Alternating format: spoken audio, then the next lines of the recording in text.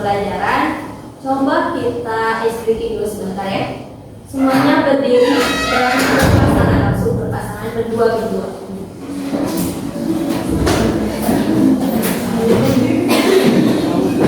Berdua-berdua.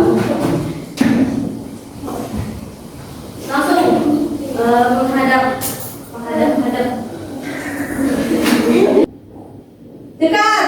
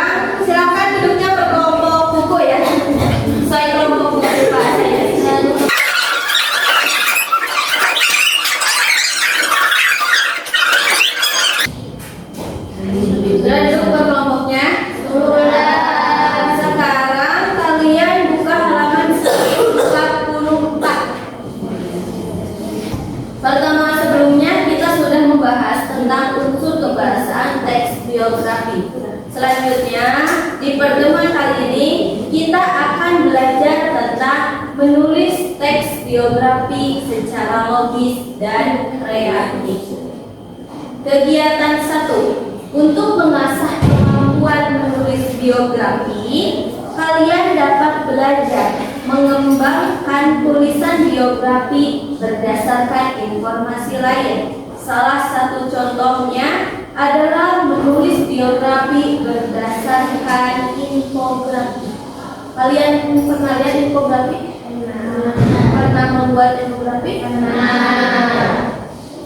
Berikut ini ada contoh teks biografi yang disusun berdasarkan infografi. Ada pendapat yang lain? Ya, singkat. Infografi.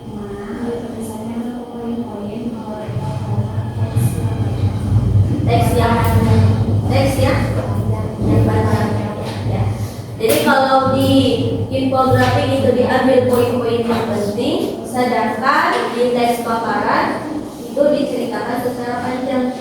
Jangan lupa semuanya. Bagus, benar semuanya ya. Infografi itu lebih singkat, hanya diambil poin-poin pentingnya saja.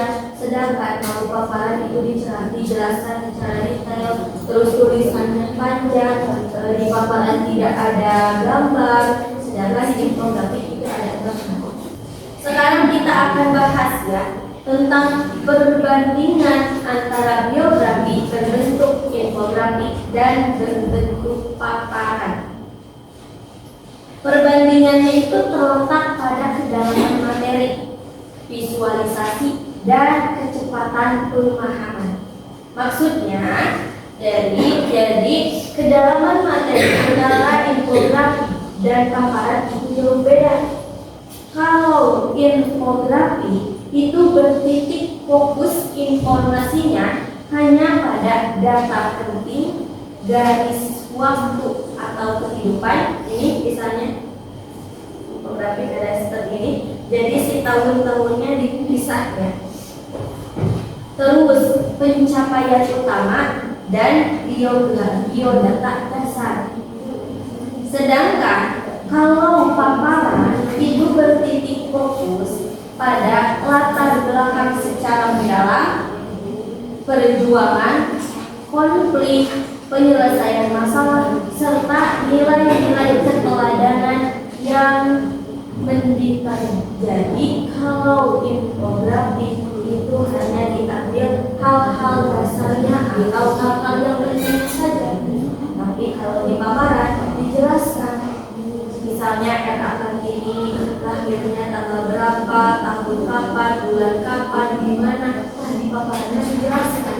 Kita simpulkan kalau infografik itu merupakan ringkasan yang mudah dipahami, tapi kalau paparan itu menyajikan narasi secara detail. Kalian bisa lihat ya di sini. Ini poin-poinnya penting dipisahkan. tidak dipisahkan. Di sini tidak diceritakan secara detail, tapi kalau di paparan diceritakan secara detail. Jadi itu perbandingan antara infografik dan paparan. Ini tidak hanya terjadi di biografi ya. Di sana kalian bisa membaca tentang teks apapun itu. Misalnya di Bertinon disajikan dalam dua bentuk, paparan dan infografik, pasti perbandingannya sama seperti tadi. Infografik merupakan ringkasan, tapi kalau paparan merupakan penjelasan.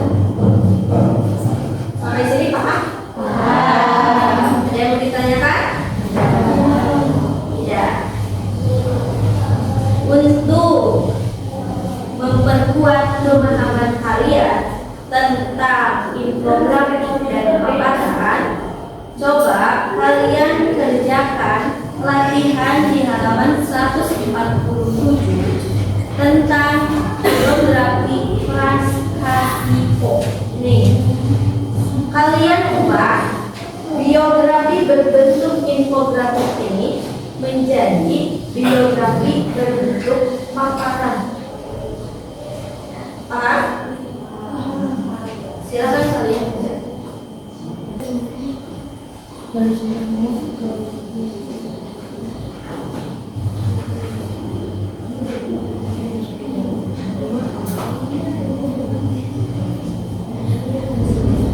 Ada sifat, misalnya dia karena suka makan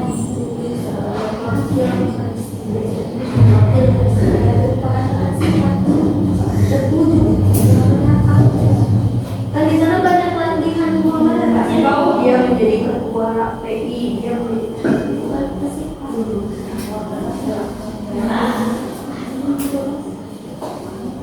silakan yang sudah nyoba dikumpulin. Yang tidak pakai ya, maaf.